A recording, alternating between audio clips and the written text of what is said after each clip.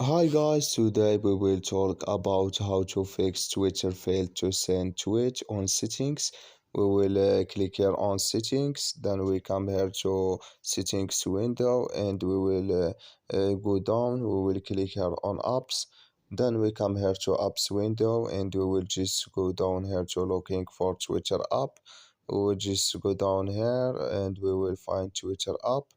Then we will click here on Twitter and we come to this is window. We will click here on force stop and you will click here on OK and you will click here on storage. Then we come here to storage window and you will click here on clear cache. Then you will click here on clear data and you just turn off your phone and turn on it and it's going to work with you.